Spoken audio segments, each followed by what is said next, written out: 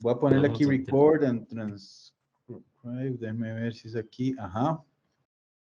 Sí.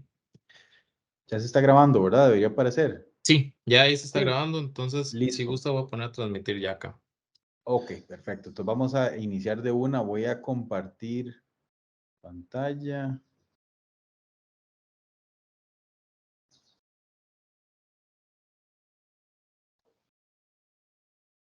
Ok.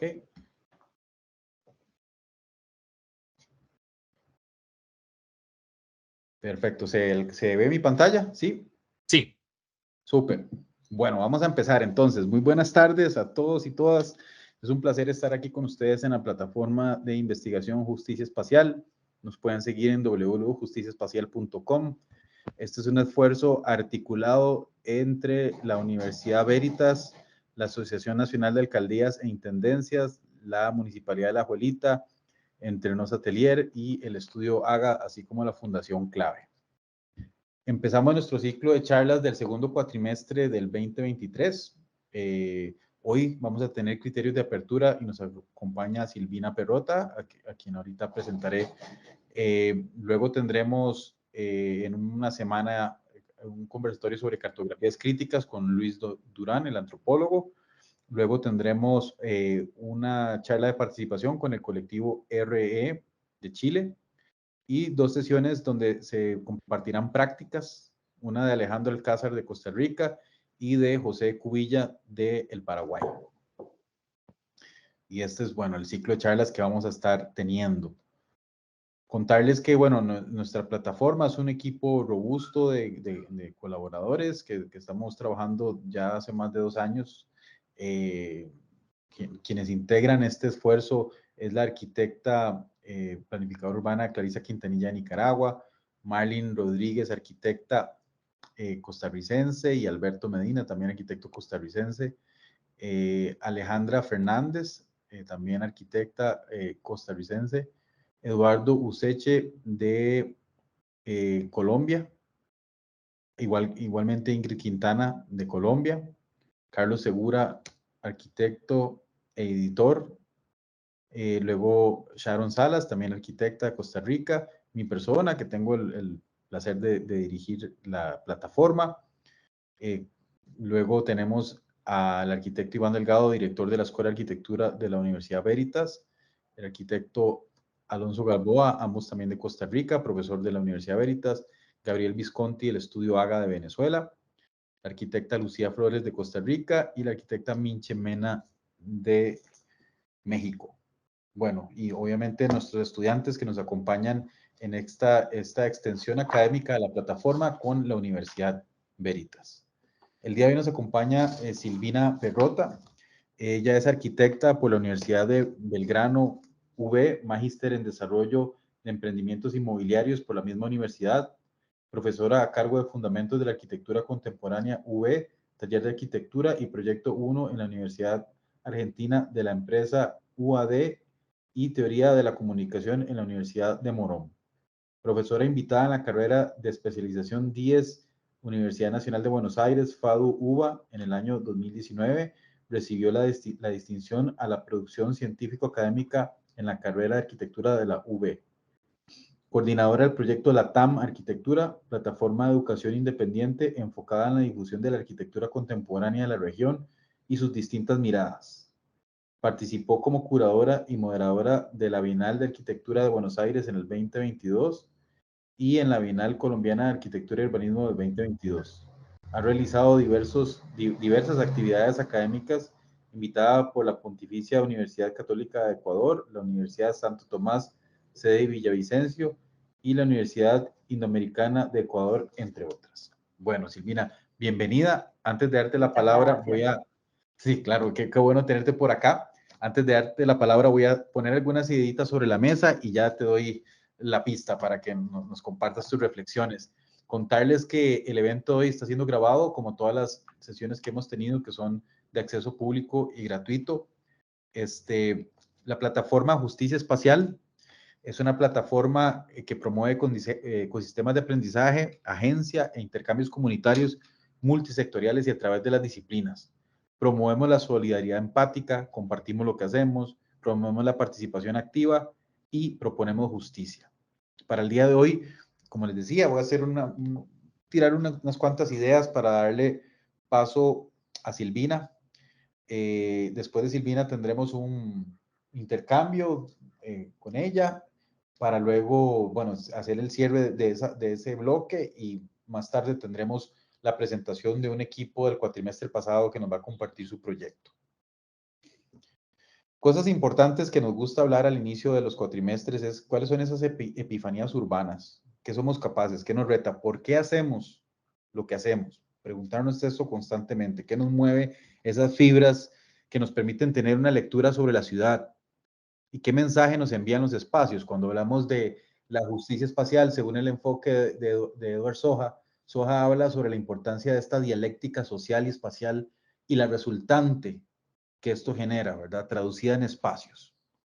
Cuando empezamos este curso, nos gusta pensar en armar un modelo de justicia espacial que recientemente la experiencia nos ha dicho que está orientado en la identificación de valores que nos permiten ponernos unos anteojos, como quien dice, de justicia espacial para poder ver el entorno de una manera distinta. En ese sentido, el pentágono, las formas de presión de Iris Young, ha sido un instrumento catalizador porque ella habla de estas espacializaciones de opresión y cómo se entienden a través de estas 5 formas: la explotación, la marginación, la impotencia, el imperialismo cultural y la violencia. Ya esto nos dice una forma de cómo podemos entender y mirar el espacio desde las injusticias. Álvarez en el 2013 genera su propio esquema, que es como el opuesto a las formas de opresión de Iris Young, y más bien es un modelo de justicia espacial, donde se habla de la calidad de vida, el respeto, la dignidad, la libertad, democracia, cohesión e integración.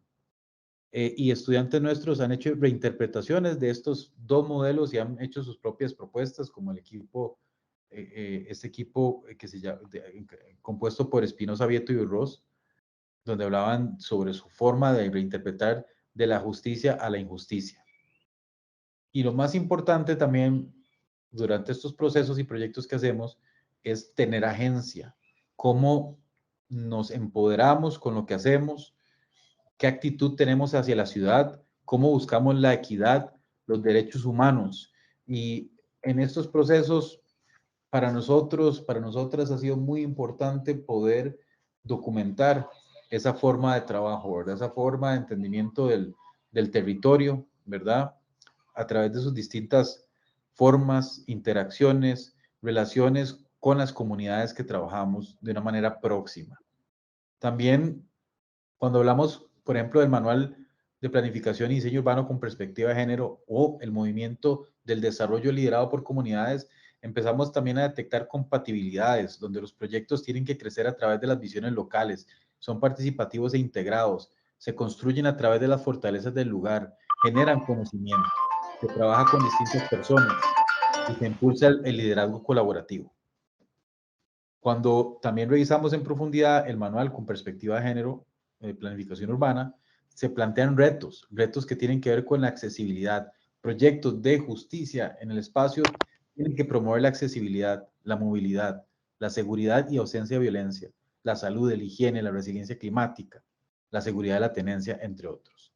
Entonces, como para ir cerrando, esto es una antesala de conceptos, ideas, palabras, y nosotros en nuestro modelo de aprendizaje hay 2 ciclos, el ciclo propedéutico y el ciclo hermenéutico, donde ahorita nos encontramos en una fase donde tenemos lecturas, foros y talleres que nos permiten generar pensamiento crítico respecto a cuál es el modelo de justicia espacial que queremos definir para entender el territorio y, por tanto, después de ahí pasar a hacer ejercicios de cartografías críticas para ver dónde podemos enfocar nuestros esfuerzos.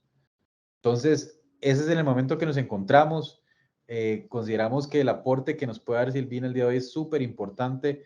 Ella ha hecho un esfuerzo importante por entender, tener una radiografía latinoamericana de prácticas que tienen inquietudes, que buscan, que proponen y que nos puedan ampliar más el panorama y la perspectiva de lo que implica hacer proyectos coherentes, equitativos, justos. Entonces, Silvina, muchísimas gracias por aceptar la invitación. Voy a dejar de compartir en este momento y te cedo el espacio. Muchas gracias. Gracias a vos, Michael, por la invitación. La verdad es que nos conocimos el año pasado en la Bienal, ¿no?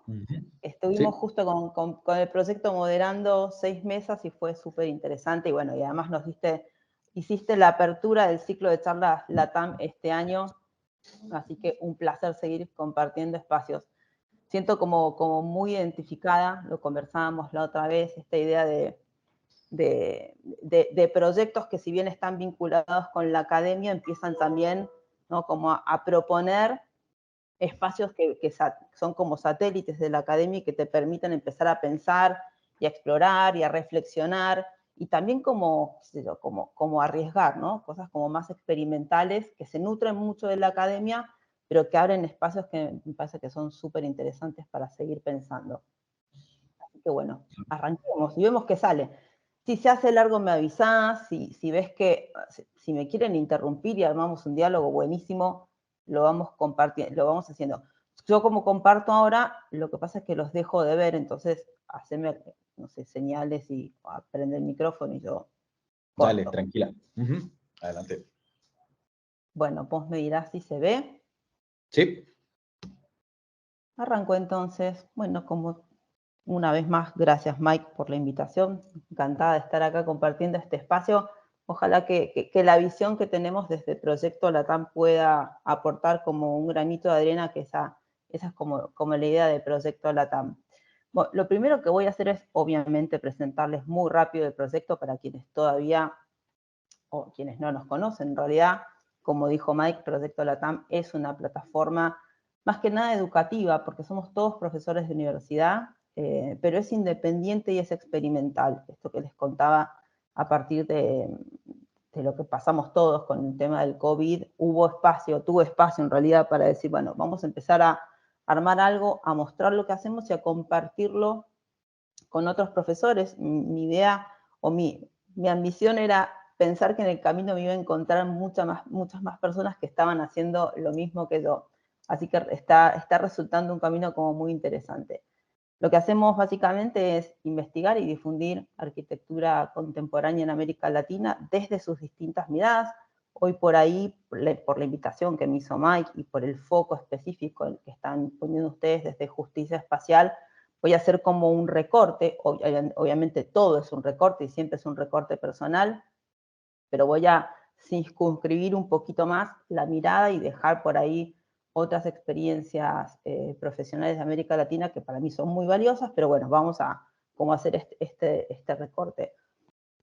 Para mí es importante, como les digo, como estoy participo de manera muy activa en la formación de arquitectos, me resulta interesante abrir el abanico y mostrar que la arquitectura como profesión es tremendamente diversa y que uno puede tener muchos intereses, que no hay proyectos chicos, que es tan arquitecto quien piensa como quien escribe, como quien enseña, como quien tiene una orientación más social, aunque yo considero que lo social es todo, en realidad somos todos partes de la sociedad, pero me parece que es interesante eso, por eso el hashtag de acercar la mirada, que también tiene que ver con, además de ver lo que está pasando en el resto del mundo a nivel arquitectura, empezar a acercarse un poquito para ver qué es lo que están produciendo nuestros vecinos, que creo que comparten problemáticas y recursos para resolver esas problemáticas mucho más cercanas al nuestro.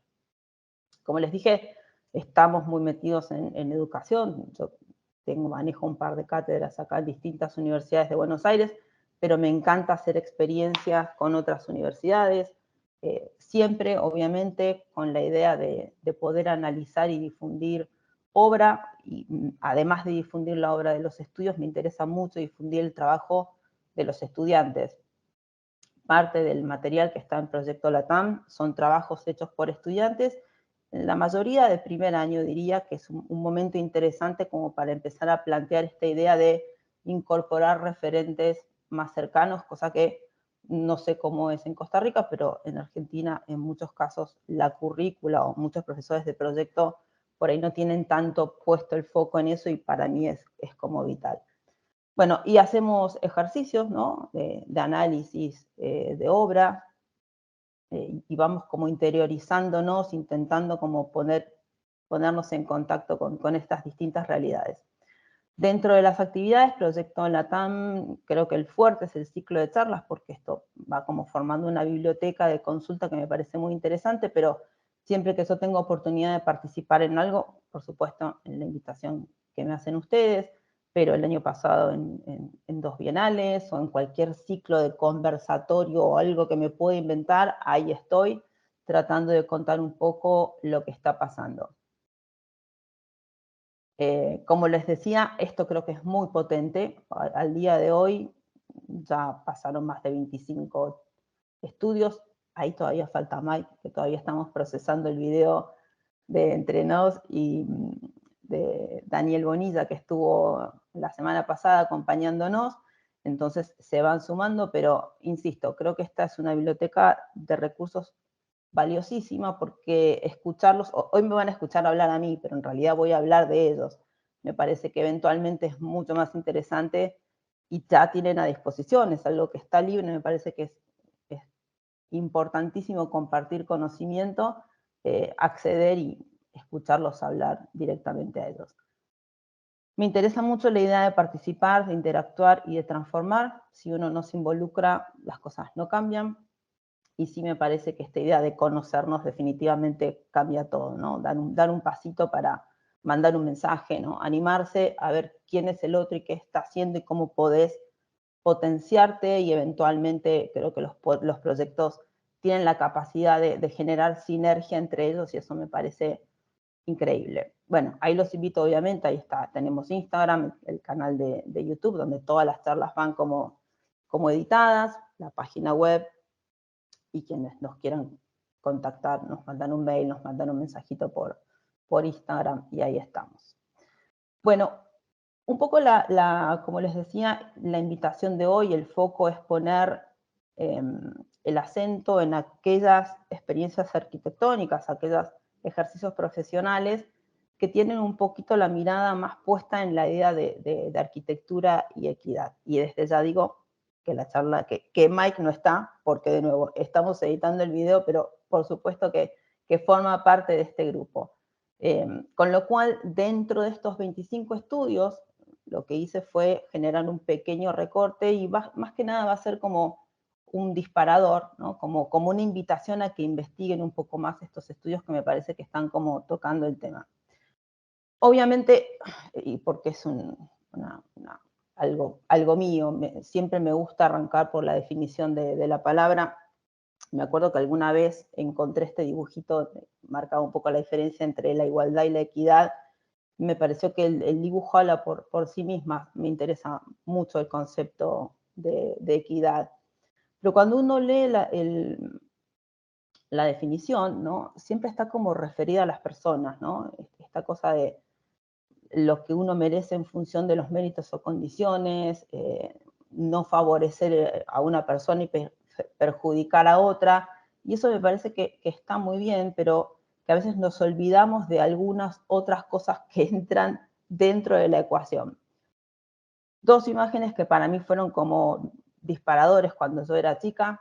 Fui a ver, me llevaron no vi el estreno, aclaro, el de 68 no, pero era chica, fui no sé, unos años después fuimos al cine, me llevó mi mamá, mi papá, y vi El planeta de los simios, y recuerdo que esta escena me voló la cabeza, porque tomé conciencia, siendo muy chiquita, de la capacidad que tenemos nosotros de destruirnos a nosotros como especie.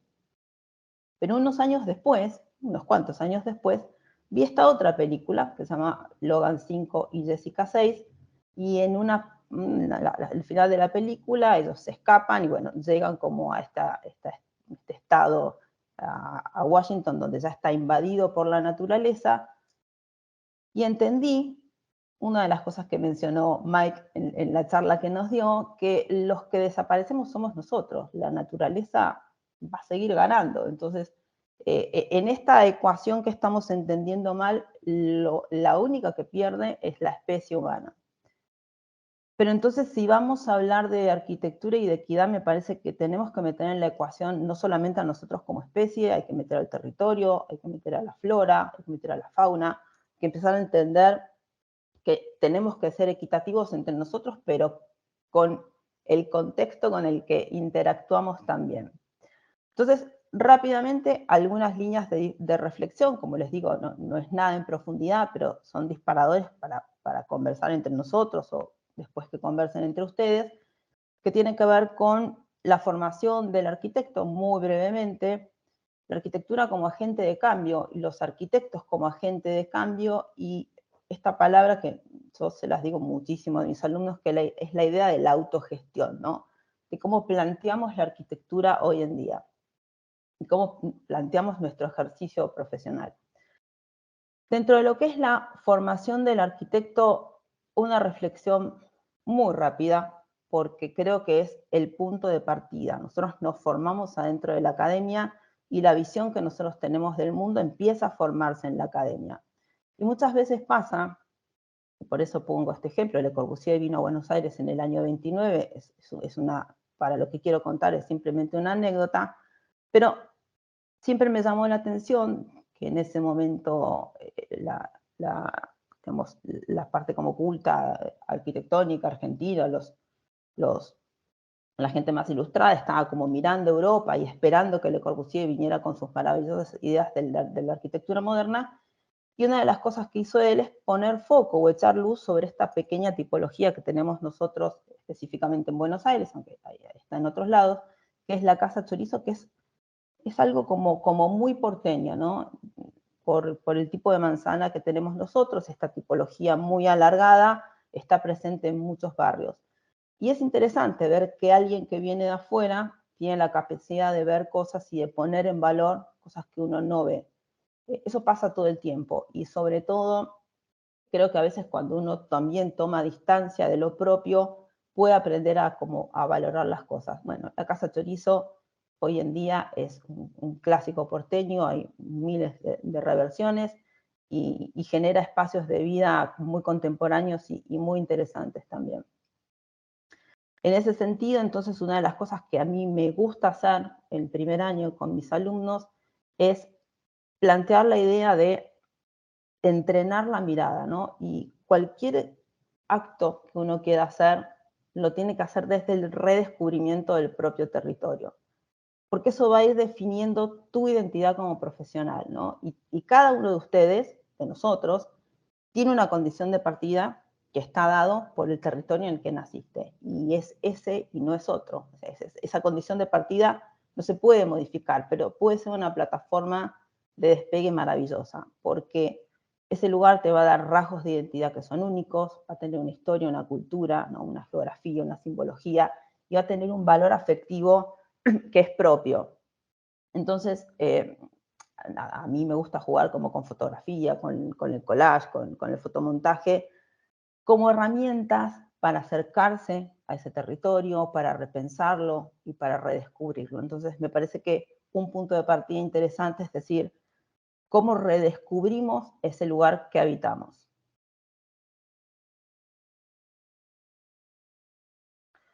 Ahora, cuando hablamos de arquitectura como agente de cambio, por supuesto son muchísimos los estudios que están muy involucrados con el tema a lo largo de toda la región. Voy a mencionar algunos simplemente y, como les comenté, poner un poquito el foco en aquellos que pasaron por el proyecto. Taller Síntesis es un estudio colombiano. Ellos están en Medellín y dieron una charla súper linda que se llamó Travesías por el Territorio, que me pareció como muy revelador. Porque una de las cosas que plantean, y por ahí hago la conexión con el tema del territorio y de la formación, es que quienes nos formamos en las ciudades, ¿no? De repente no tenemos tanto contexto con ciudades satélites o lo que son las áreas rurales. Entonces, esto de leer el lugar, ¿no? de incorporar herramientas que me permitan leer el lugar y leer la condición del lugar.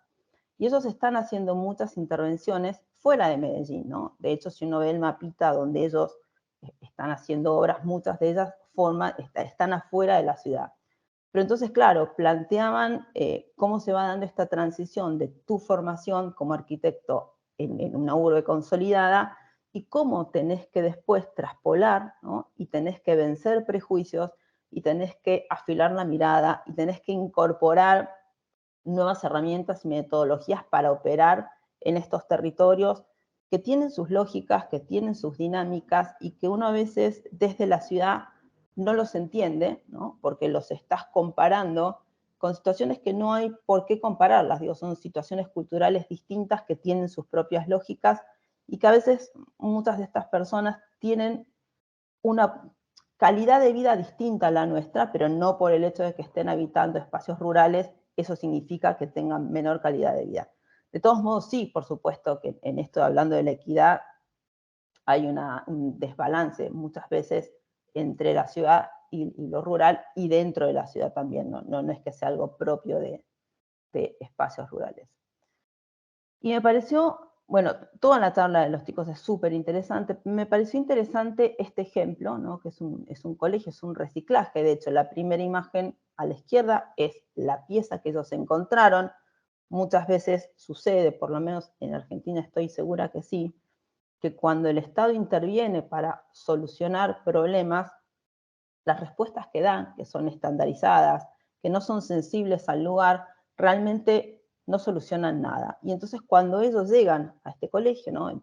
Ahí ven la fotito aérea, que realmente está en un espacio aéreo, un espacio rural, perdón, es un pueblo muy chiquito, una de las cosas que tienen que plantearse es cómo absorben esas piezas que son completamente herméticas, que no se abren al paisaje, que no tienen en cuenta el clima, ¿no? Y entonces el planteo que hacen ellos es algo absolutamente permeable, pero que además, y hay algo que es fundamental y es muy interesante, es cómo a través de una misma pieza de arquitectura, a través de recursos proyectuales, como puede ser la flexibilidad o la mutabilidad, este esfuerzo de construir o reciclar, en este caso el colegio, empieza a multiplicar sus usos. Y entonces, además de ser un colegio, se transforma en un espacio comunitario. Y además se genera sinergia. Yo estoy convencida que la buena arquitectura genera sinergia y que cuando este tipo de obras aterrizan, el entorno se empieza a contagiar. Y entonces, de a poquito, las cosas se van poniendo lindas, las casas se van pintando, ¿no? Hay una necesidad de cuidar la obra nueva y de empezar también como a sumarse a esa sensación de bienestar que llega, y me parece que además dignifica mucho, ¿no? Que buenos arquitectos y la buena arquitectura tenga posibilidad de llegar a todos lados. Natura Futura es un estudio ecuatoriano, lo maneja Fernando Gómez, es un arquitecto maravilloso. Yo me acuerdo cuando lo invité a Fernando a dar la charla, me saltó un prejuicio absoluto. Más que un prejuicio, es que cuando me empecé a interiorizar de la obra de Fernando, que es maravillosa, pero empecé a ver el territorio en el que operaba, la charla de él se llama Operaciones en Territorio Satélite, vi fotos de Babahoyo y dije, ay, pero ¿por qué trabaja en Babahoyo, no? Uno piensa mal, dice, ¿por qué no se fue? Y la respuesta era tan obvia, por supuesto que no tenía que irse, es que lo que está haciendo él en Babahoyo, que es absolutamente transformador, no solamente es maravilloso, sino que tiene que ser hecho en Babahoyo, porque él es de ahí, porque lo conoce, de nuevo, insisto en lo mismo, por esta cosa de conocer el territorio, nadie mejor que uno puede dar respuestas. Entonces, una de las cosas que él se preguntaba, ¿no? Era cómo abordar otras formas de hacer arquitectura, desde el entendimiento del lugar, en este caso, Babahoyo, que es una ciudad que es muy desprolija, no sé si desprolijo es una palabra que se entiende allá, pero digamos es como muy heterogénea, o de una generación como bastante orgánica y espontánea, llena de estas pequeñas microeconomías que invaden el espacio público. Entonces, ¿cómo entenderlo y cómo dar ciertas pautas para poder ordenarlo? Bueno, no es el único que habla de esta idea de la inmersión en el territorio. Hay otros estudios, por ejemplo, La Cabina de la Curiosidad con Daniel Moreno Flores también lo hablan y tiene que ver con eso de empaparse con lo que está pasando en el lugar. Y una de las cosas que no hice yo, en realidad la copié de unos alumnos míos. Yo todos los años lo que hago es repartir 30 estudios de América Latina transformo el taller como en un laboratorio de investigación. Cuando les doy Natura Futura el año pasado a un equipo de alumnos, me pareció muy inteligente lo que hicieron y se los copié. Se metieron en el Google Maps, se metieron en el Street View y empezaron a recrear los perfiles urbanos de Babahoyo para entender, ¿no?, cómo era que José Fernando empezaba a operar adentro de ese tejido desordenado, pero que respetaba las mismas lógicas, porque si uno ve las piezas que arma Natura Futura, que arma él, con respecto a lo que es el perfil edilicio de Babahoyo, hay una lógica constructiva que se respeta, ¿no? Más allá del uso de ciertas materialidades, que por supuesto están, y ciertas tecnologías, y de apelar a la mano de obra del lugar, esta cosa como del zócalo vacío, y después tener como el primer nivel, el segundo más consolidado, estos techos que vuelan. Digo, hay una reinterpretación tipológica súper interesante, además de que obviamente tiene una vuelta de tuerca genial. Una de las cosas que menciona, o que me parecen muy importantes cuando uno aterriza con este tipo de intervenciones, es la idea de la gestión, ¿no?, que es fundamental. Cómo la arquitectura, cómo el arquitecto gestiona para que esto sea posible.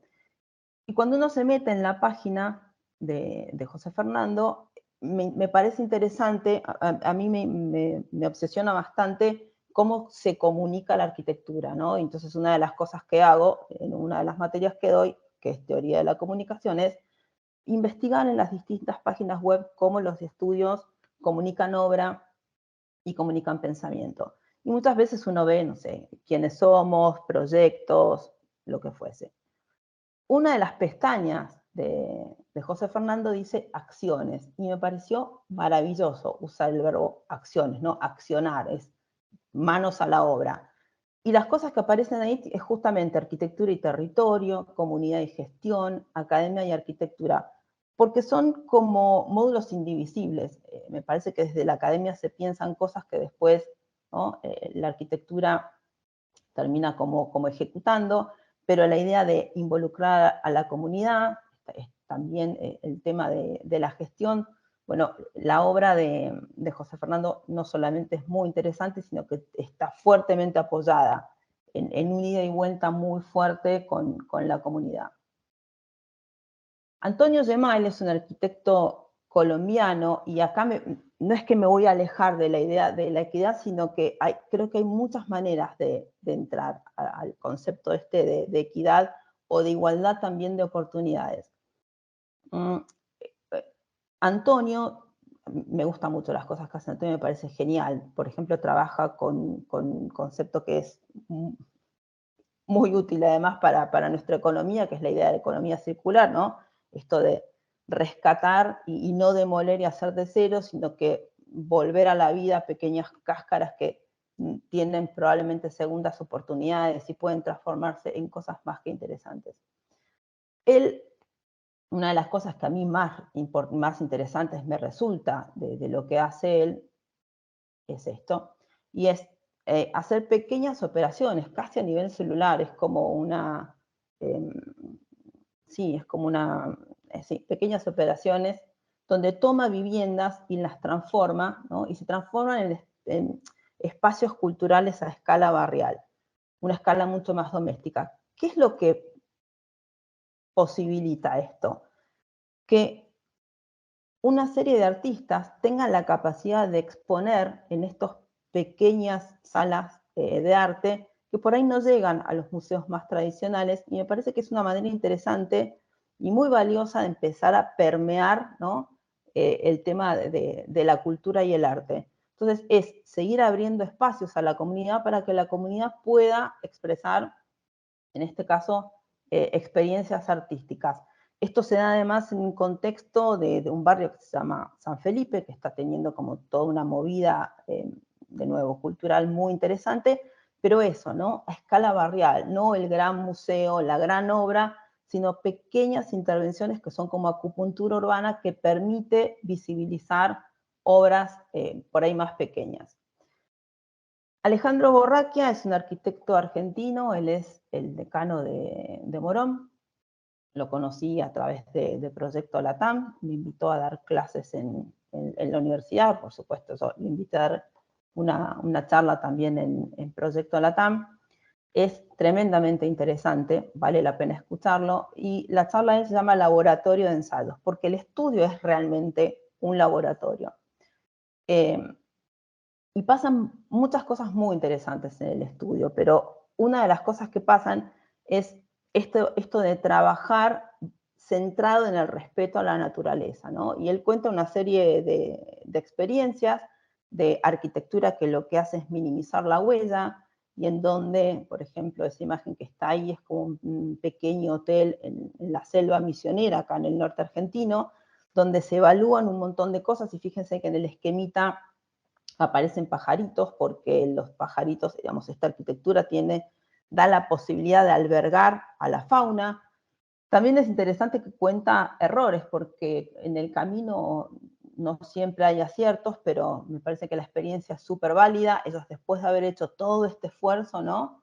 Se dieron cuenta que la huella que habían dejado para producir este artefacto, que finalmente se mimetizó con la naturaleza y que el resultado fue buenísimo, por ahí el proceso de construcción no lo fue tanto, pero eso le permitió seguir reflexionando. Me parece también muy valioso poder compartir esas cosas.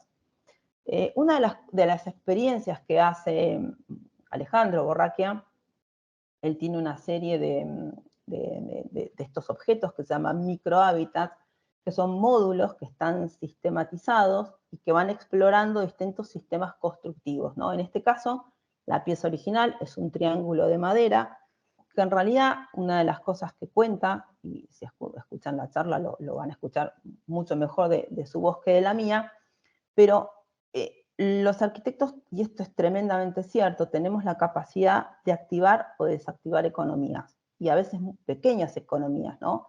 Él en este caso encontró un aserradero y entonces empezó a involucrar al aserradero, pero podría ser cualquier otra microeconomía, donde uno, a través de la decisión, de la elección de un determinado material o de una determinada tecnología constructiva, potenciás, activás o desactivás economías. Eso me pareció como más que interesante para tenerlo en cuenta. Otra de las cosas alucinantes que tiene es que esta experiencia se hace en la universidad, ¿no? Esto que yo les mostré al principio, que es como la obra terminada, en realidad está fabricada por alumnos, porque en el último año de la Universidad de Morón, o sea, quienes están cursando arquitectura, el último año tiene como una práctica profesional súper concreta. Los chicos diseñan estos microhábitats, los construyen, muchas veces después se ceden, se donan, no sé cuál sería la palabra, pero me parece que la posibilidad de que quien está estudiando arquitectura experimente, construya con sus propias manos y además lo haga en el campo, ¿no? Algunas de estas cosas, la imagen de abajo a la izquierda, está armado dentro de lo que se llama la escuelita, que es la Escuela de Arquitectura de Morón, pero después también hay un campus en el cual estas pequeñas piezas se experimentan, y me parece interesante la idea de involucrar a quienes se está formando, tome contacto directo con esto. Rama Studio es un estudio ecuatoriano, son 3 chicos súper jóvenes, divinos, Carolina, Carla y Felipe.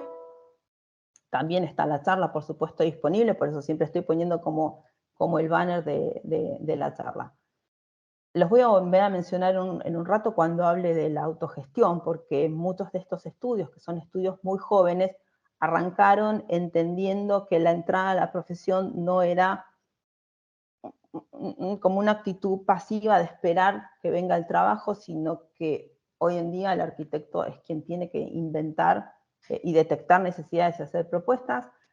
La charla de eso se llamaba Procesos y Materia, porque es muy interesante ver cómo ellos, cuando hacen su arquitectura, involucran a la comunidad, ¿no? Ahí hay algunas pequeñas fotos, hay una serie de proyectos muy lindos, la Casa Patios, por ejemplo, la Casa Lazo, donde lo que se hace es entender las capacidades matéricas y constructivas de la zona, y entonces el proceso, que es las fotitos que se ven abajo, se hacen no solo con la comunidad, y ahí van a ver que hay una mujer, porque por parte de la tradición es que las mujeres saben construir y entonces formaron parte también de estas actividades constructivas, sino que también lo usan como excusas para hacer talleres. Y entonces es una manera de transmitir estos saberes, ¿no? No es solamente la comunidad que los tiene y uno los contrata para que hagan la casa, sino que se transforma en una experiencia mucho más convocante, porque yo como estudio, el equipo que va a construir, y por ahí sumar, ¿no? Transformar eso en un taller donde se pueden sumar estudiantes, arquitectos, que descubren nuevos sistemas constructivos, me parece genial. Bueno, y por supuesto, agentes de cambio, sin duda, ¿no? Ellos tienen gran impacto comunitario, están como muy involucrados con este tema, me parece que es una práctica profesional que vale la pena descubrir. De Joseto no voy a hablar, porque eso sé que está y es un placer escucharlo absoluto, solamente porque me cierra con la lógica esta de expandir el concepto de equidad, y si hay alguien que es tremendamente consciente de esto, es él, ¿no? Esta idea de construir reciprocidad, devolverle a la tierra lo que la tierra nos está dando y ocupar sin destruir, y no voy a decir nada más, porque lo van a disfrutar plenamente. La semana, bueno, estos 2 meses en realidad, La Cabina de la Curiosidad es un estudio ecuatoriano formado por Marie Combet y Daniel Moreno Flores, que son los que están en la fotito de la derecha al fondo. Daniel estuvo en el proyecto año 21, creo, que fue de los primeros estudios. En el 21 hubo muchos estudios ecuatorianos, como estábamos todos encerrados, hacíamos charlas cada 15 días y era como súper intenso. Ya el año pasado y este año hacemos nada más que 8 charlas por año, como para poder hacer otras actividades. Pero estuvieron en Buenos Aires, hicieron una actividad con la Universidad de Morón, que es este trabajo, justamente Los Caminos del Agua. Marí hace unos dibujos bellísimos, pero el trabajo que hicieron es tremendamente valioso porque tiene que ver con la concientización del recurso del agua, ¿no? Entonces, son una serie de cartografías que lo que hacen es relevar, ¿no? esta condición hídrica que hay primero en Quito, en Ecuador, y después la fueron expandiendo y está montada en estas estructuras de madera que armaron alumnos de la Universidad de Morón de primer año, segundo, una cosa así, que además son elementos reciclados que quedaron de otra muestra, y entonces no se usan ni clavos ni tornillos, ¿no? Todo esto está armado con cuerdas y trabaja a través de como si fueran elementos tensados, que van contando toda la historia de la cartografía, y hay una cosa de concientización muy interesante. Tuvimos la suerte de que los chicos nos recibieron en la muestra, fui con alumnos, si bien esto lo hicieron los de Morón, yo fui con alumnos míos de la UADE, que estamos ahí a 6 cuadras, y dije, bueno, es un buen momento para entablar diálogo con ellos y que ellos nos cuenten la muestra de primera mano. También los llevé a otra universidad donde trabajo, donde el ejercicio fue distinto, ellos dieron la charla y a partir de eso la propuesta fue, bueno, después de que escuchen la charla, cada uno haga una infografía sobre los conceptos más relevantes sobre los que habló, en este caso fue Daniel solamente. Entonces, estos son pequeños gráficos, hay 130, elegí 5 nada más, pero digamos, cada uno de los chicos, cada uno de los alumnos, tenía que sintetizar, ¿no?, los conceptos más relevantes de la charla, que giraban de nuevo a través de la optimización de los recursos, como, no solamente cómo es el agua, sino de los materiales con los que trabaja la Cabina de la Curiosidad, y cómo se hacen esos procesos de inmersión en el territorio para entender desde aspectos culturales, materiales, lógicas constructivas, siempre desde el respeto, porque Daniel y Marí trabajan maravillosamente con el entorno. Obviamente que hay estudios muy grandes que también están como muy involucrados con esto de pensar en una arquitectura y en sistemas más equitativos. De hecho, Massanti y Giancarlo nos dio una charla el año pasado, que por ahí justo no estaba tan enfocada en esto, pero hay dos conceptos que son interesantes, uno que tiene que ver con la arquitectura abierta, ahí puse un ejemplo nada más, el preescolar de la primera infancia, pero que tiene que, por detrás tiene una manera de entender procesos proyectuales desde uno como arquitecto, ¿no? Entendiendo que si uno adopta, por ejemplo, la lógica del sistema, sistemas que pueden ir creciendo, entonces el arquitecto, el rol que tiene es definir el prototipo, entender el sistema y entregar casi como si fuese un juego que tiene una serie de reglas, pero que cuando esto se entrega a la comunidad, eventualmente, en la medida que esto necesite ir creciendo, ¿no? Ya la lógica sistémica permite que eso suceda. Por eso la idea de la arquitectura abierta. Basanti trabaja mucho con esto, me parece muy valioso, por supuesto no es el único, Plan B también lo hace, que es un estudio de Medellín, él es de Barranquilla, pero tiene estudio en Bogotá y en Medellín. Así que son muchos, muchos, muchos. También, o sea, me gusta cuando a veces tenemos arquitectos y logro sumarlos a los chicos, digo, a mis alumnos, ¿no?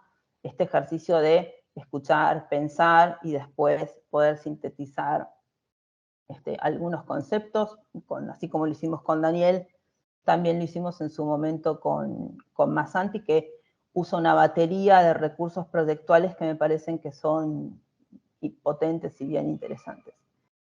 Cierro con esto súper rápido, pero es más que nada una invitación a no estar pasivos, ¿no? Me pasa mucho con los chicos, como yo estoy en primer año, que ante cualquier duda, siempre la decisión es paralizarse.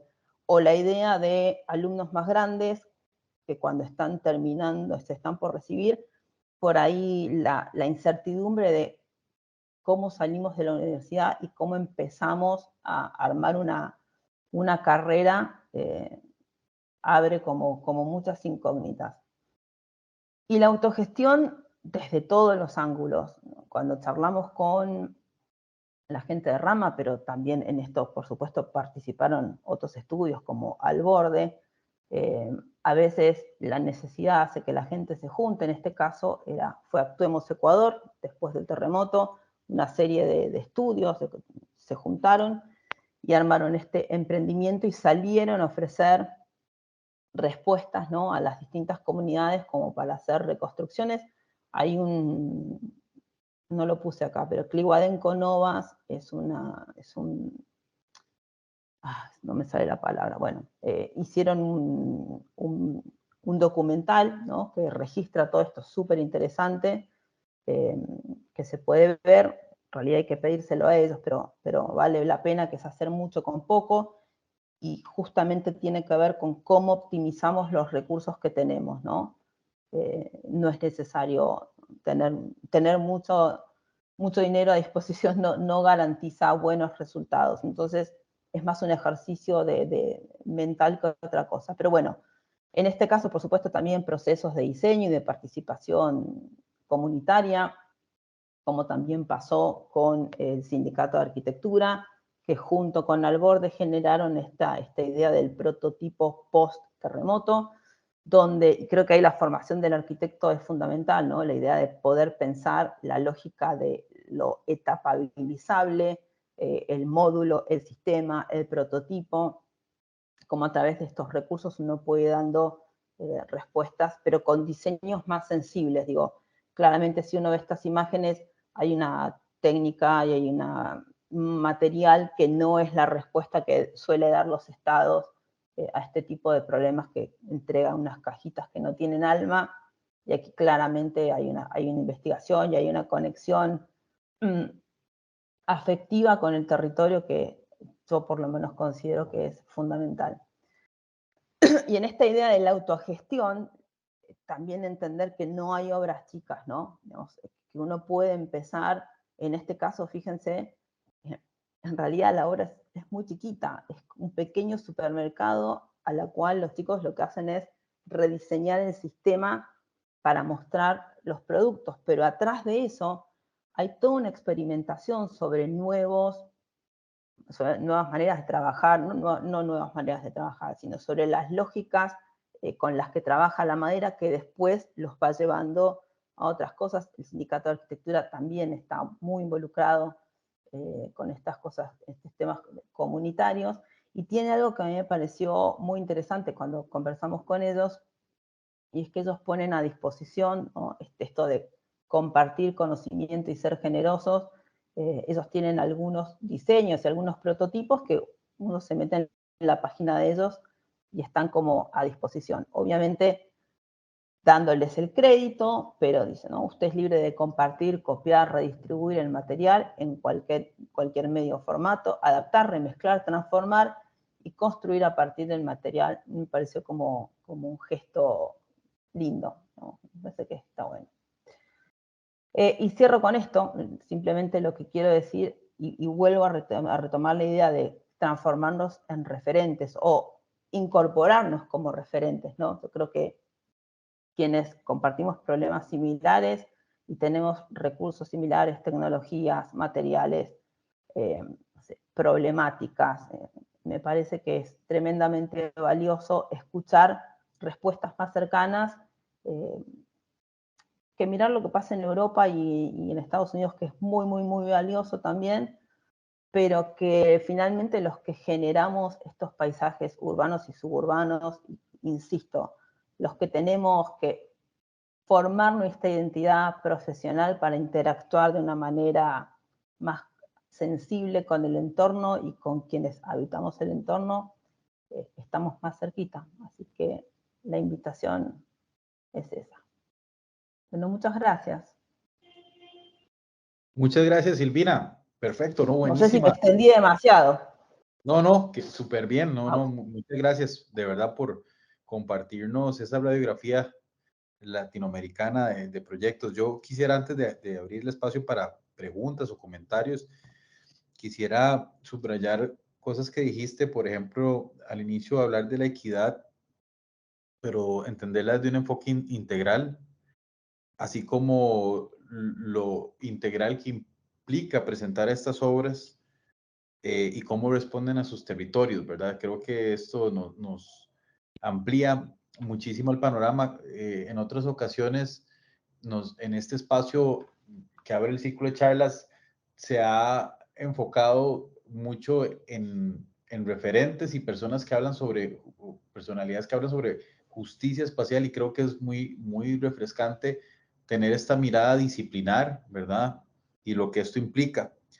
Y también algo que dijiste, que anoté por aquí, de la importancia de una buena arquitectura, que una buena arquitectura genera sinergia y por tanto esa sinergia explorada nuevamente hacia lo que muchos autores que hablan de justicia espacial, especialmente de la geografía, lo hablan en la repercusión que tiene nuestras acciones sobre el espacio. Y creo que este caso que compartiste, Babahoyo, de cómo los estudiantes tuyos reinterpretan interpretan los perfiles con las herramientas que tienen, nos ayudan a hacer esta construcción crítica de, al final, cuál es el resultante espacial y cómo estas arquitecturas u otras manifestaciones de apropiación de los espacios a través de las distintas dinámicas del territorio se convierten en las evidencias más fehacientes de lo que sucede, ¿verdad? Entonces yo creo que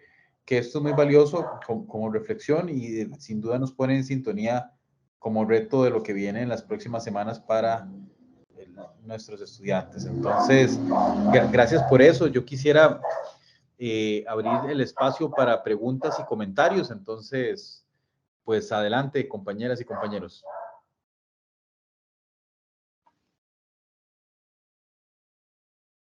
Sí. ¿Sí? No, Si bueno, pueden nosotras levantar la tres. mano. Perdón, Bueno, nada más si pueden ir levantando la manita ahí para yo ir asignándolos. Sofía, adelante. bueno, ponemos la cámara, profe. ¿Sí puedo? Y si pueden, porfa, prender la cámara también. Sí. Bueno, nosotras teníamos una pregunta que ya que, bueno, usted presentó varios proyectos y nosotros teníamos la duda de cuáles creía usted que eran como los principales indicadores utilizados a la hora de medir las desigualdades o las necesidades que tienen en esas regiones, digamos. ¿Cuáles indicadores comparten todos estos proyectos a la hora de nosotros poder entender cuáles son esas necesidades o desigualdades que tienen esas regiones? ¿Como indicadores te referís a dato duro? O algo, un aspecto que tenga la región, una región, o características que compartan ese tipo de regiones, que puedan indicar que ahí hay una necesidad, una desigualdad, algo que se emplee para entender cuáles son esas desigualdades, como un indicador, una herramienta. Mira, yo creo que hay un punto donde la formación académica te da una metodología de acercamiento al territorio, pero después uno tiene que apelar a la sensibilidad y a la intuición, ¿no? Creo que una de las cosas que la mayoría de ellos comentan, más allá del dato duro, porque vos te das cuenta donde hay necesidad, eso salta a la vista. La pregunta es, ¿cómo construís una respuesta? Primero, ¿cómo haces un diagnóstico certero y cómo después das una respuesta a ese problema? Y creo que, estoy casi segura que en la mayoría de los casos, la idea de permanecer en el territorio es fundamental, porque es imposible vos dar una respuesta si no entendés lo que pasa, pero entender lo que pasa no se hace a través de un número, de una estadística, de algo que te dice, no, es que tenés que estar ahí, sentirlo, hablar con la gente, ¿no? Entender la dinámica del lugar, y eso sí creo que es algo que, insisto, creo eso es mucho más interesante escucharlos a ellos que escucharme a mí, pero si uno lo escucha hablar a José Fernando, si lo escuchas hablar a los chicos de Taller Síntesis, que ese es un caso interesante, porque José Fernando, Natura Futura me refiero al ecuatoriano, él es de Babahoyo, o sea que conoce su territorio. Pero en el caso de un estudio como Taller Síntesis, que es de Medellín y se traslada a territorios satélites, no. Entonces, la operatoria es distinta. Vos, insisto, necesitas permanecer, hablar con la gente, ¿no? Porque después, digamos, el dato más importante es desde un registro sensible de lo que está pasando. Por eso digo que hay un punto en donde la técnica y recursos académicos se juntan con tu propia sensibilidad y con la capacidad de leer el territorio, de comunicarte con la gente, de empatizar, de construir respuestas entre todos, Y trabajar con la comunidad. trabajar con la comunidad. Yo quisiera tal vez también aportar algo a esta reflexión que hace Silvina acerca de la intuición. Y me parece que esto es algo que nosotros queremos reforzar mucho en este curso cuando hablamos de interpretaciones del territorio, ¿verdad? Al final, ¿por qué estamos construyendo un modelo de justicia espacial para luego poder tener aproximaciones del territorio a través de cartografías, mapas, registros fotográficos, entrevistas, etcétera, epígrafes, lo que encontremos en el lugar? Porque al final es este conocimiento que vamos absorbiendo de manera individual y colectiva lo que nos permite ir armando un perfil, ¿verdad? E ir entendiendo cosas, fenómenos, etcétera, ¿verdad? Y como la pregunta que hacía Silvina ahora me parece acertada en la pregunta que le hacen, porque es información dura o suave, o cómo la información suave se puede eventualmente traducir en datos, ¿verdad? Conforme vamos avanzando en estas formas de entender el territorio, pero esto se va ganando con la experiencia. Entonces, claramente la intuición a través de, entre más podamos estimular la experiencia en el tiempo y las experiencias vivenciales como tal, nos permiten, pues, cada vez poderle llegar más hacia donde queremos, ¿verdad? Entonces creo que esto es bien importante, esto que comentaba ella. Sí, porque Creo la información dura sola no nos sí, sirve. Nos es transforma en burócratas, o sea, no. sí, sí, sin duda. Y sabes qué, Silvina, creo que nuestra disciplina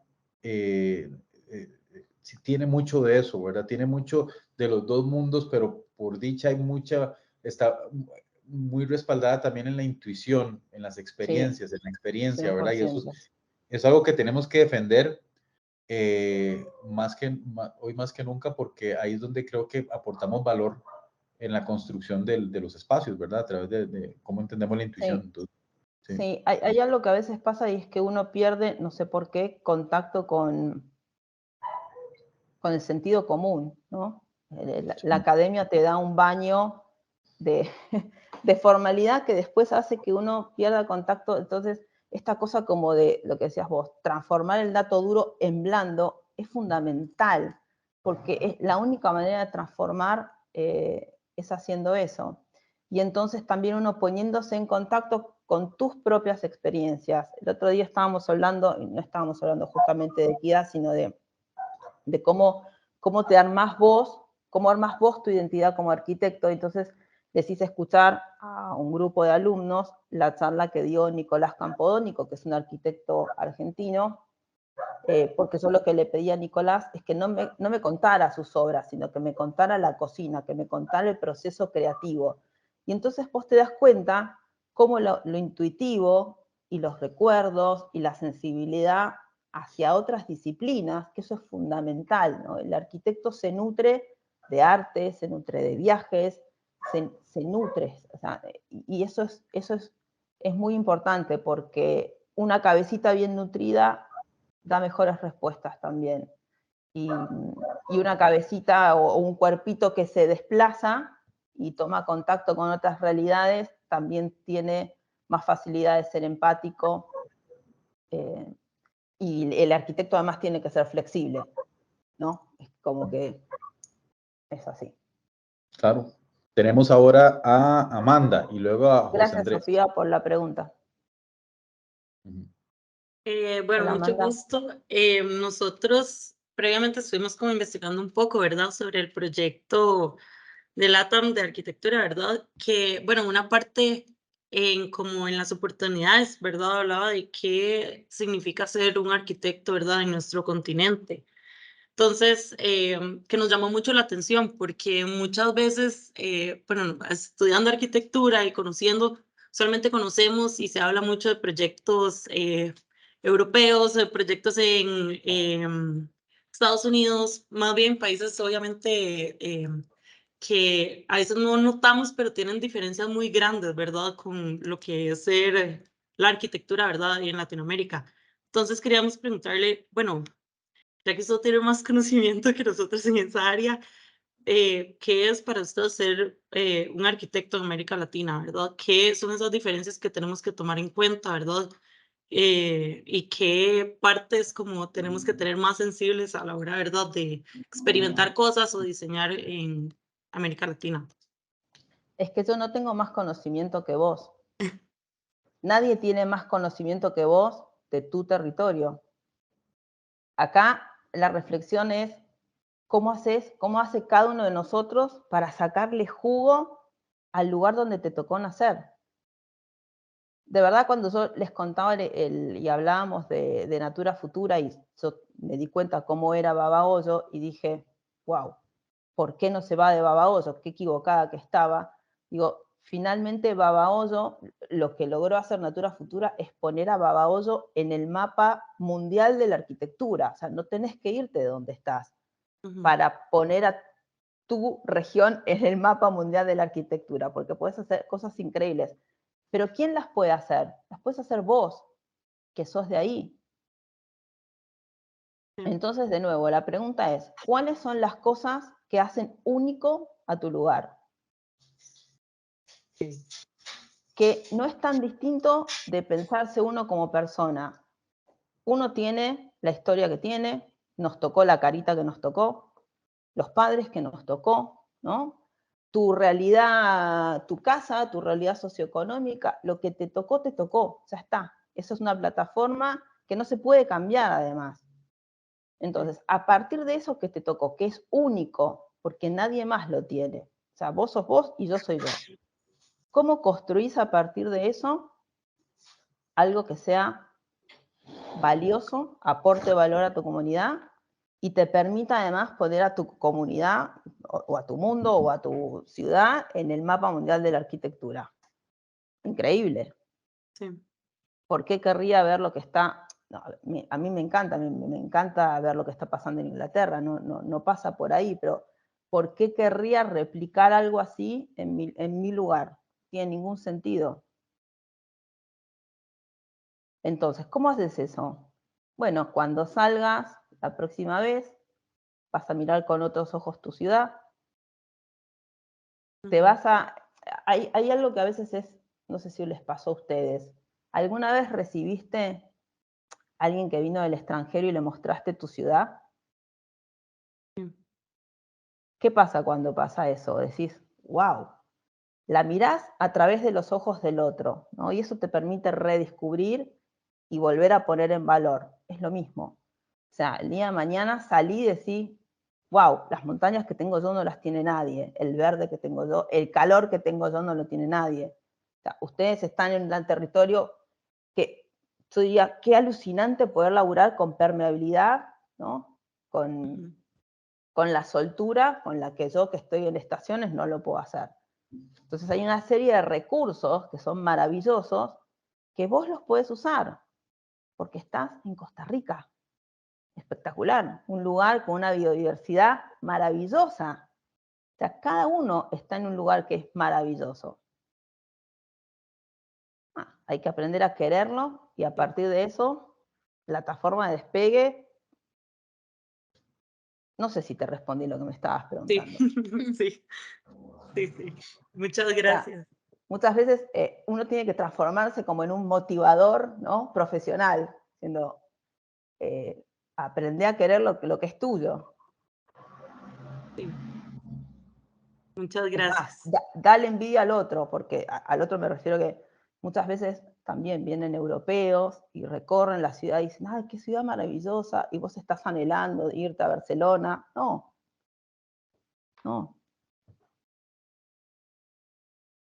Tenemos riquezas increíbles.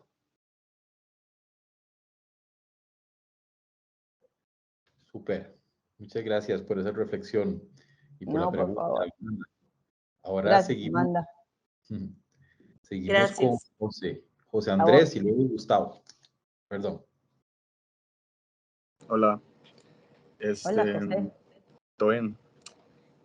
Bueno, como vos dijiste, es que uno de los desafíos de estos proyectos era como lograr la participación y la inclusión de las comunidades locales y tomar en cuenta todos los ámbitos sociales en la zona.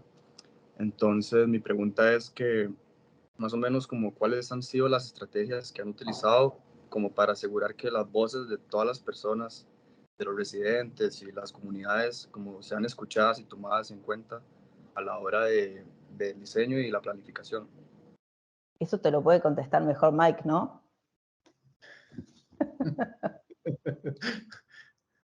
Claro. Sí. Porque además es complejo, pero además sí, necesitas una serie de estrategias. Creo que una de las cosas interesantes, porque no hay está buenísimo hacerse preguntas, pero no siempre hay una respuesta lineal para las cosas que ustedes preguntan, porque una de las cosas interesantes es que cada estudio ha ido descubriendo una metodología de trabajo que le es propia. Y entonces tal vez la manera de acercarse de Entrenos Atelier a buscar esa información y no es la misma que la de Rama o la del Sindicato de Arquitectura. ¿Por qué? Porque no hay una receta, ¿no? Sobre todo si pensamos en el dato blando, no hay una receta para que vos te pongas empático con el otro o le saques información o que logres el dato que vos estás esperando. Creo que cada uno tiene que encontrar por dónde tenés que entrar, ¿no? Para conseguir esas respuestas. En eso, la charla de taller síntesis es muy linda. Es muy, muy, muy linda escucharlos a ellos. Justamente ver cómo se acercan a la comunidad, a la gente, las conversaciones que tienen, cómo logran empatía. Es muy lindo escucharlos a ellos. Te la súper recomiendo, José, si te interesa eso. terminás así como con el corazón como calentito, decís, ay, qué lindo, qué lindo. Pero creo que es eso, no hay un método, es que no hay un método, estamos trabajando con personas, no hay un método. Gracias. No, por favor. Perfecto. Y tengo ahora aquí a Gustavo.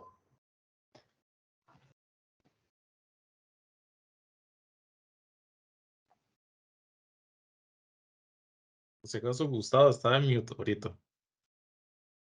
Ay, qué pena. Gracias. Gracias, todo bien. Hola, Gustavo. Hola, todo bien. No, yo quería preguntar, digamos, desde que se inició con el proyecto, yo le quería consultar, digamos, sobre qué ha sido como lo más valioso que usted ha aprendido, digamos, en el camino. O tal vez algo así como que aprendió de alguien en algún momento y que la tomó como desprevenida o así, que considere usted así como muy positivo, tal vez. Toda la experiencia ha sido tremendamente positiva, porque creo que una de las cosas, pero esto es como súper personal, ¿no? Digamos, uno cuando el proyecto de uno es la extensión de uno, ¿no? Y creo que en mi caso, que siempre fui como muy tímida, increíblemente la pandemia me permitió vincularme a través de la pantalla con un montón de personas que antes no me hubiese atrevido, por ejemplo. Y ahí vuelvo al tema de la autogestión también. Yo este proyecto tenía ganas de hacerlo desde hace mucho y no me animaba o no tenía tiempo, y en un momento dije, ¿por qué no? ¿No? Digamos, ¿qué no tengo yo como para armar un proyecto propio de difusión de arquitectura de América Latina? ¿Por qué no? Porque el otro sí puede y yo no puedo, ¿no?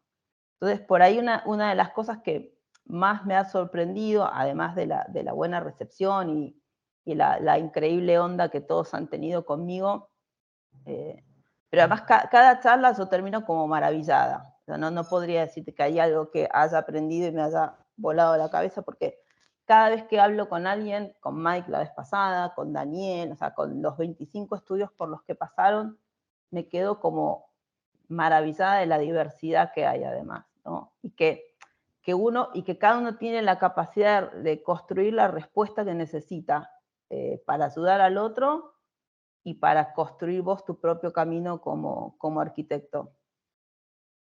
Entonces, una de las cosas maravillosas es descubrir y verificar que vos podés. Lo que sea que quieras hacer, hay que armar el proyecto y hay que hacerlo y adelante.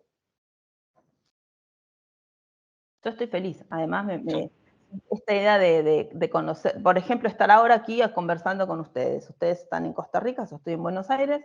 Se supone que tengo que estar dando clases, pero no, en un ratito me sumo. Pero es maravilloso construir redes de conocimiento, construir vínculos con otros. Todas esas cosas son tremendamente enriquecedoras, ¿no? Generar espacios de conocimiento, no sé, workshops, viajes, o sea, me parece que nada, no hay límite, está buenísimo. Súper. Vamos a ver si... Amanda, ¿tenés otra pregunta? Hola, profe, es Lauren, es que estamos juntos. Dale, claro, Pero igual adelante. estamos en el medio aquí. Todo bien. Listo. Pero bueno, hola, mucho gusto. Hola. Queríamos comentarle, digamos, más sobre el Rama Studio, el proyecto que enseñó, el que era todo de madera. Y Sí. nos interesa esa interacción, digamos, que se llevó a cabo durante el proceso del diseño, con la misma comunidad, porque en realidad eso es lo que vamos a tener que hacer nosotros y tener que sensibilizarse a ese proceso, digamos, de comunicación con las personas que están ubicadas en el sitio, es lo que como que lo que tenemos que hacer, ¿verdad? Y tenemos que hacer un proyecto en base a eso. Entonces, queríamos preguntarle más sobre ese proceso, digamos, de sensibilidad con el entorno y las personas y cómo afecta el proceso también de sinergia con el que estaba hablando, que al final hace la buena arquitectura. Bueno, entonces te recomiendo que escuchen la charla de Rama y que escuchen ese pedacito que es justamente el capítulo, la parte donde ellos cuentan que a partir del terremoto arman esta especie como de colectivo. Ay, pensé que se había ido, se apagó todo. De colectivo como para ayudar, y ellos cuentan cómo se acercan, cómo deciden armarlo, cómo se acercan a la comunidad, ¿no? Cómo es la estrategia, los materiales, cómo aprovechan los saberes constructivos de la comunidad, porque en realidad, bueno, eso es interesante, déjame que recuerden qué charla estaba. Mike, ¿vos tomaste contacto alguna vez con la gente de Cliguadenco Novas? ¿Viste No. el documental Hacer mucho con poco? No lo he visto, pero sí lo ubico, claro. Ese sí que te vuela la cabeza. Ese documental, yo me puse en contacto con ellos, es muy fácil, en realidad no está público, pero si vos se los pedís, te liberan el link y yo lo pasé en la universidad. Y ese documental te vuela la cabeza, porque una de las cosas que pasa cuando uno como arquitecto empieza a interactuar con comunidades es que la mayoría de las comunidades ni siquiera saben que existe la profesión del arquitecto, o sea, no entienden qué es un arquitecto ni qué es lo que va a hacer. Entonces, incluso del propio descubrimiento de que lo que vos considerás que es tu rol interactuando con la comunidad no existe, tenés que repensarlo, redibujarlo, reinventarlo, de ahí surgen un montón de preguntas. Pero ese es un muy lindo documental para ver, porque además ahí hay muchas experiencias de distintos estudios. Esta rama, está el borde, está el sindicato, RDC, no sé, hay un montón, y el foco es solamente trabajo comunitario. Entonces, ese sería como lindo para verlo. Súper. ¿Sabes Es qué? que también, ay, perdón. Uy, Es que perdón. también nos llama la atención, digamos, el afecto que tiene sobre la comunidad también, que ellos lo hayan construido y que ellos lo hayan diseñado. Es totalmente diferente, digamos, cuando la comunidad lo diseña como al gusto, que si alguien más llega y lo diseña para ellos, ¿me explico? Y si ellos lo construyeron y todo, es como esa interacción entre todos, no sé, Sí, como ese, es Que que no se no impone un diseño. pasa, sí, exacto, no pasa ninguna de las dos cosas, ni ellos llegan con el diseño y la comunidad lo construye, ni la comunidad pide y ellos diseñan. Por eso es justamente la idea de lo participativo, porque los modos de uso son absolutamente privativos de las comunidades. No hay, digamos, la manera de utilizar el espacio es completamente distinta. Entonces, el vínculo se establece a partir de eso, de entender cómo cada comunidad se apropia del espacio y de los rituales que cada comunidad tiene. Entonces, uno como arquitecto interpretás eso y en tal caso lo espacializás, pero otra vez vuelve a entrar la comunidad, porque los materiales son los del lugar y hay que optimizar los recursos y la mano de obra es la del lugar. Entonces, es imposible que no haya un tejido que se consolide en ese caso entre arquitecto y comunidad. Porque es que la mitad de la información la tienen ellos y la otra mitad la tienen ustedes. sí. ¿No? Es como cuando haces un tejido, o sea, no se puede hacer si no hay con qué tejer. Pero es todo un desafío además, porque digo, a veces hay temas de comunicación que también hay como que limar, y de confianza. Sí, cada quien confianza. quiere diferentes cosas, digamos, diseñadas. Si llegar a un punto en común, a veces No, de confianza, y bueno, Mike, eso de nuevo, sabe más que nadie del tema, pero si no hay generación de confianza, no se puede dar nada, porque de nuevo, porque el arquitecto que viene de la ciudad se siente como un intruso, ¿no? Y entonces, hasta que, de nuevo el tema del vínculo, hasta que no se establece un vínculo de confianza y el otro te permite entrar, y ahí es donde uno empieza a trabajar de a dos o de a varios. Y saben qué, compañeras, yo creo que hay algo muy importante. Los chicos de Rama estuvieron acá también en uno de los conversatorios. Vale la pena que revisen el de la TAM y el que estuvo acá en Justicia. ¿Estuvieron? Buenísimo. Sí, sí, claro. Y sabes que hay una palabra que tiene rato de estar dando vueltas en muchos de estas colectivos o oficinas. Recuerdo a Alejandro Hayek hablando de esto también, del concepto de los protocolos. Haga estudio también, Gabo Visconti menciona mucho esta parte. ¿Por qué el protocolo es importante? Porque si bien es cierto, comparto totalmente, no hay recetas, y qué bueno que es así, por eso hablábamos de la intuición anteriormente. Las experiencias, perdón, los protocolos se construyen en base a experiencias. Entonces, un protocolo permite construir confianza, porque un protocolo habla de que si vamos a construir, vamos a estar próximos a una experiencia por ejemplo, Diego Pérez hablaba de todo por la praxis sobre la pedagogía urbana, una experiencia de aprendizaje mutuo de lo que implica hacer un proyecto.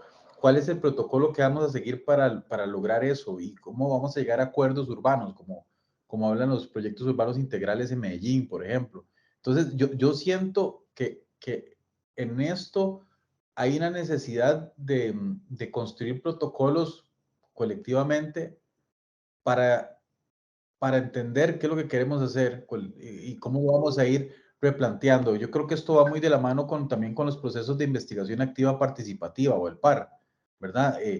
Cómo hay acción y reflexión, y es algo que se va construyendo, pero vamos reflexionando sobre lo que vamos construyendo, y esto se va convirtiendo en un protocolo que vamos refinando y vamos cada vez haciéndolo mejor en base a las experiencias. Entonces, creo que esta parte es súper importante y muchos de los estudios lo tiran siempre entre líneas, ¿verdad?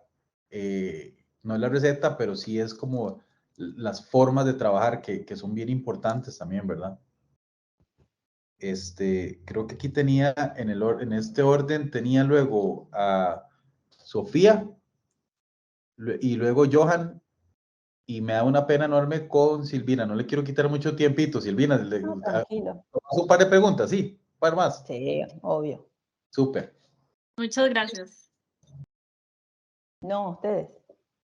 Hola, ahora que bueno, que el profe acaba de mencionar lo del protocolo, también estaba pensando que se mencionaron la parte de los recursos, que lo que nos hace como especiales a cada país, a cada arquitecto para trabajar, son esos recursos que tiene el país, pero que muchas veces son respaldados por políticas, por el gobierno, por muchas cosas, y en el caso de trabajar con una comunidad, está aún más respaldado, y me gustaría saber cómo en proyectos tan grandes o incluso pequeños, en qué momento el arquitecto cede y ignora tal vez que las políticas no lo apoyan, que en caso de nosotros una municipalidad dice no, no se puede realizar tal y tal cosa en el proyecto, pero como arquitecto y como parte de la comunidad se sabe que tiene que hacerse algo en ese momento, pero en qué momento el arquitecto ya no tiene nada más para seguir avanzando, porque lo siguen rechazando y rechazando. Estoy tratando de entender tu pregunta. ¿Qué diferencia habría?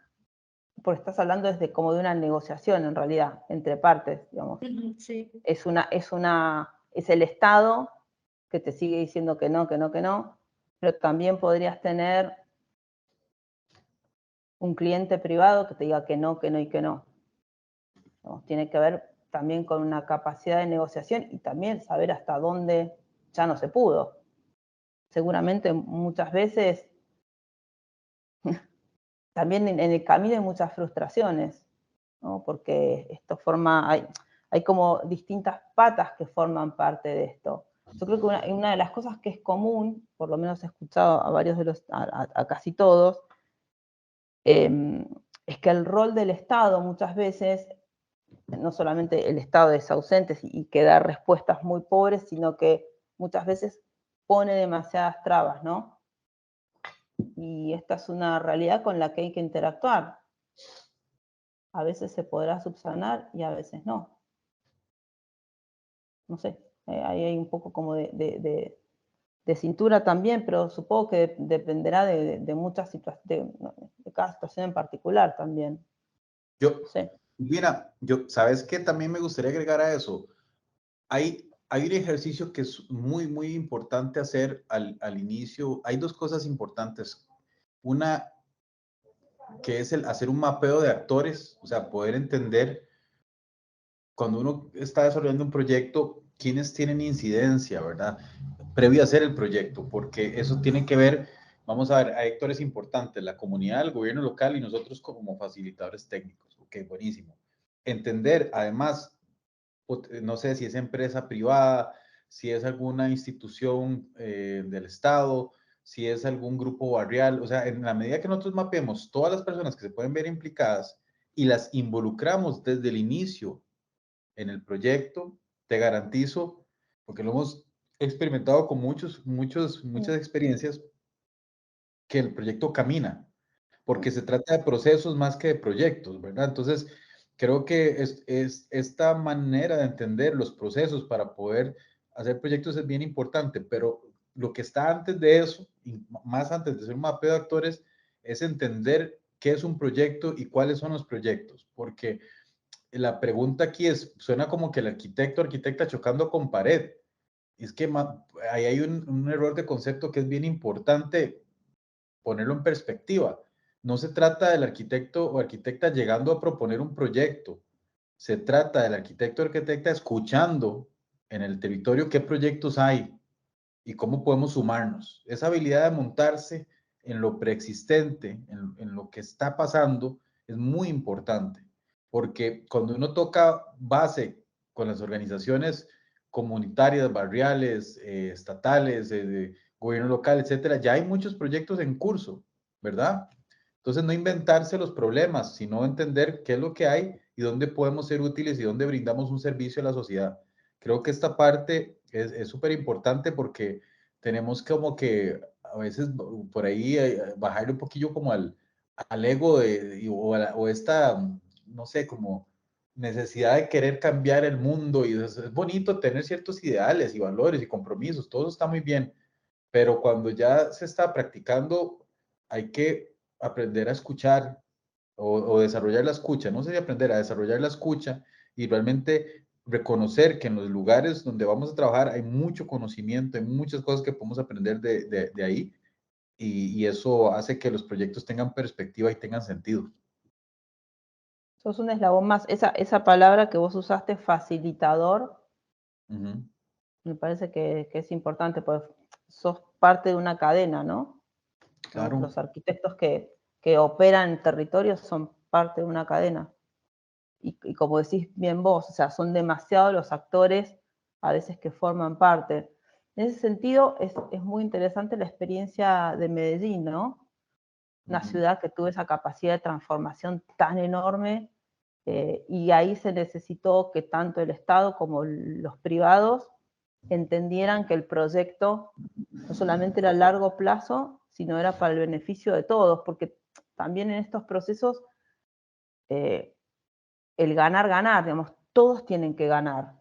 Es un proceso, son proyectos que es para la mejora de todos. Lo que se hizo en Medellín es increíble, seguramente ellos lo critiquen mucho porque obviamente es una ciudad enorme, y en el camino haya habido muchos errores y se hayan cortado algunos procesos, pero creo que la transformación que sufrió Medellín es maravillosa. Y el lema era increíble, ¿no? Medellín, la ciudad más culta.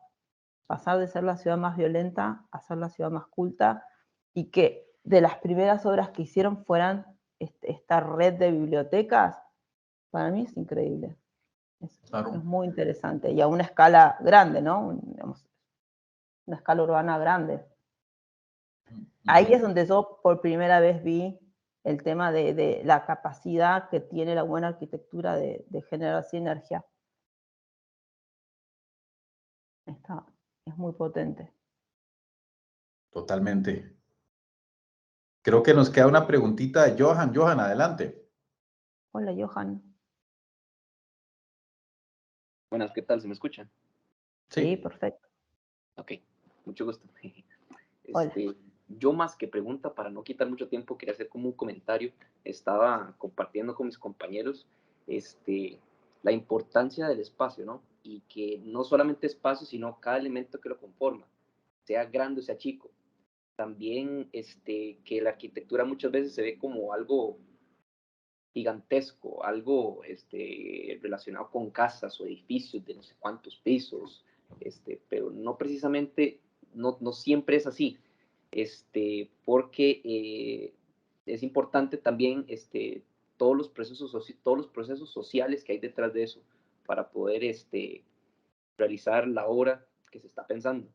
Entonces, cuando nos compartiste, bueno, también porque vos al inicio nos comentaste que la arquitectura no solamente es un elemento, sino abarca infinidad de cosas, y estaba compartiendo con ellos el curioso proyecto que nos mostraste, uno de los últimos, de hecho, en donde se muestra incluso un elemento mobiliario importante que puede, o sea, como podría ser unas canastitas para un mercado. Entonces, cómo ese mínimo gesto está lo suficientemente pensado como para, ok, el estudio dice que es un caso hipotético, como la frutería de Doña Hortensia es lo suficientemente importante para el pueblo, y por eso es menester como darle una ayuda y no precisamente reconstruirle todo local, simplemente ese mínimo gesto de, ok, este elemento es el que básicamente con el que todo el pueblo se abastece y es por el cual se está haciendo un esfuerzo extra a la hora de tratar el espacio. Entonces, esos mínimos detalles son los que al final, como en relación al taller del profesor, nos puede dar como esa pincelada de justicia en el espacio, como también justicia se puede ver como en un entorno de equidad, en donde, ok, en esta zona se presentan estas oportunidades, pero en esta otra zona no, entonces vamos a darle otro tipo de ventajas con las cuales se puede beneficiar. Entonces, en esta zona tenemos la frutería Doña Hortensia, como ya mencioné, y en la otra podemos, como por ejemplo, tener una farmacia de Don Paco. Entonces, me llamó mucho la atención ese detalle, me gusta mucho también porque es como muy empático, tener en Me cuenta encanta las me encanta necesidades. que hayas puesto el foco en eso, o sea, que lo hayas notado, porque cuando estábamos hablando con Nicolás, se llama el arquitecto de Sindicato de Arquitectura, otra charla que les recomiendo mucho porque es una buena charla para pensarse uno como joven profesional. Yo creo que, y esto que decía en algún momento, ¿no? Cuando uno sale de la universidad, no, yo soy una señora grande, o 54 años, pero digo, cuando yo me recibiera como, hay que esperar que vengan los clientes, ¿no? Y la idea era, vamos a hacer casas, y vamos a hacer edificios, y nunca nadie me dijo en ese momento, no, ¿por qué no vas? Nosotros al chino le decimos a los supermercados chiquitos que tienen gente de origen chino, digo, ¿por qué no vas al chino y le propones un sistema, ¿no?, superador para mostrar sus productos? Que de nuevo es un win-win. ¿Por qué? Porque a la frutería de la señora Hortensia, como decís vos, le mejorás, ¿no? Le mejorás claramente la manera de mostrar sus productos, pero para vos es una excusa fascinante y alucinante para experimentar con la tecnología de la madera. Entonces, por eso digo, no hay obra chica. No importa si es el canasto de la frutería de la señora Hortensia. Es una excusa espectacular. Primero para autogestionarte trabajo, que eso es increíble. Que alguien diga, vamos a tocarle la puerta a la señora Hortensia y ofrecerle esto. Eso le va a mejorar a ella, claramente, y te va a empezar a mejorar a vos también, tu manera de entender cómo te puedes insertar en el mundo laboral, de autogestionarte, y de paso empezar a descubrir, en este caso, la tecnología específica de un material. A mí cuando Nicolás nos contó eso me pareció alucinante, o sea, todos los proyectos de él me parecieron interesantes, pero es que ese me pareció una puerta de entrada maravillosa. Dije, ojalá alguien me hubiera dicho cuando yo era chica, o sea, no tengas miedo, empezá por el diseño de un mueble, ¿qué importa? Todo es arquitectura también en un punto. Todo te ayuda a pensar Y eso está buenísimo, me parece como muy potente. Sí, de hecho sí, es como una muy buena excusa y a largo plazo genera obviamente consecuencias más a nivel más macro geográficamente. Entonces, No, y personalmente también, porque por eso, cuando uno piensa en es que es mutuo. Si el otro, vos creces cuando crece el otro, ¿no? Por eso también a mí me gusta esta idea de compartir conocimiento. Me parece que esa es mi manera como de generar esta justicia espacial de la que hablan ustedes. Digo, en la medida que el otro crece, vos también creces. Entonces, en esta relación en que la señora Hortensia creció, vos también creciste profesionalmente. Y es importante que vos crezcas como profesional. Entonces, y esa pequeña puerta de entrada, que por eso la fotito, ¿no? de las piecitas de madera, después eso lo fueron como trabajando y finalmente fueron haciendo más cosas en madera. Y vos también vas creciendo. Es que es importante que las dos patas crezcan, ¿no? Porque si no el acto altruista solamente para beneficio de la humanidad, no, si vos también tenés que crecer. Y eso es, y además cuando ambas partes crecen, ese sentimiento es maravilloso. Claro. Ya lo decía Gustavo Cerati, ¿no? Florecer mirándote a los ojos, o sea, pero son los dos los que crecen y los que florecen. Está buenísimo. Qué bueno. Que eso le da mucha felicidad a ambas partes, ¿no? Esa canción es maravillosa, se las recomiendo, de Cerati, de Soda Stereo, se llama En Remolinos. Florecer mirándote a los ojos, perfección, dice la frase. Es una frase que no puede ser más linda. Es crecer junto al otro. eso sería. Bueno, tal. Muchísimas gracias. Es maravillosa. Qué bonito, ¿ah? Qué bonito eso. Silvina, muchísimas gracias por sacar el No, ratito para estar con nosotros. un placer enorme. Mil gracias a ustedes. Espero que lo hayan pasado bien. Yo lo recontra disfruté. Me sirvió muchísimo. Estos intercambios son geniales. Así que mil gracias a ustedes. Pura vida, gracias a vos. Un abrazo hasta Buenos Aires y ojalá que nos veamos pronto. Enorme. Otro hasta Costa Rica y el calorcito. Nos dejaste súper inspirados, muchas gracias. Ay, Sí, por favor, perfecto. eso es lo... Cuando alguien me dice eso, creo que como profesora, porque yo me siento más profesora que, o sea, mi rol es ese, digo, listo, misión cumplida. Soy motivadora profesional, eso es lo que me gusta. Así que me tiraste la flor más linda, Lucía. Gracias, chicos, y mil gracias, Mike. Que tengan una linda... Para mí es noche, así, ¿no? O sea, son 3 horas menos, ¿no? Correcto. Sí, aquí ya es de Bueno, noche. que tengan una linda noche, entonces. Mil gracias y hasta la próxima. Los espero en las charlas, ¿eh? Súmense, que están buenísimas. Dentro de poco Excelente. ya...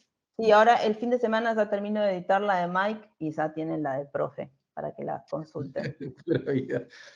Gracias. Chao, Silvina. Chao. Cariño Hasta luego. enorme a todos. Gracias.